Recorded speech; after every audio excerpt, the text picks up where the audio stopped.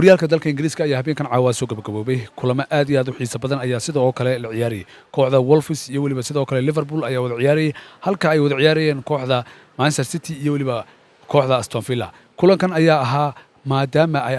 ahaa kulanka kama dambaysta ah ay kooxaha rabeen inay qaadaan waliba kooxaha Liverpool iyo kooxda kubadda cagta ee Manchester City tii ku guuleysan lahayd horyaalka sanadkan ee loo diiwaan gelin lahaa xilli ciyaareedka 2021-2022 ta ku guuleysanaysa inay noqoto balse waxaaba guuleysatay oo guushu ay raacday kooxda kubadda cagta ee Manchester City ee uu leeliyo tababare Guardiola haddaba xaggan aan ku sugannahay oo ah magaalada Gabiley shacbi ku daawanayay halkan ayaanu la kulannay bismillaahi raxmaani raxiim horta dareenkayga aad buu sareeyaa imika laakiin meelaha ciyaarta markay dhowr iyo konton ama haafkii hore wanaxsanaayo waxaan isnaadee ciyaarta xaq kale isku ayuu gadintay marka hore laakiin waxa loogu soo talagalay waxa ciyaartu u badneed inay City qaadayso laakiin ciyaarta wax kasta way ka dhacaan haafkii hore hal baan lagu horeeyay saa awgeed waxaan isnaayay ciyaarta xaq kale u dhacday waxaan ahaa marka hore taageero Liverpool run ahaantii maxaan ku ciyaartan ciyaar aad maxaan ku wax masadeeda leeyahay waxaad moodayna maxaan ku raadayay Liverpool ciyaartooyada ciyaariyo dhan ay qalbiga ku yarayeen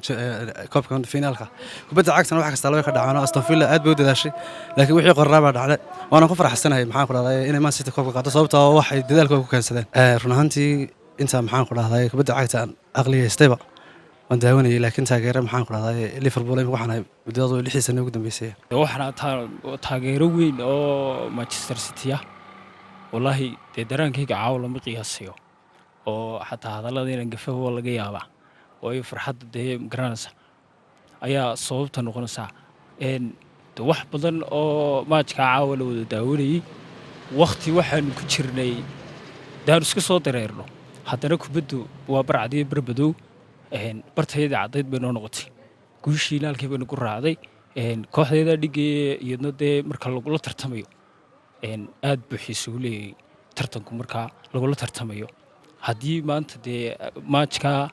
kooxdeediina dhigay ahayd baan la dagaalamisay hawl baan gula jiray dagaal baan ku jiray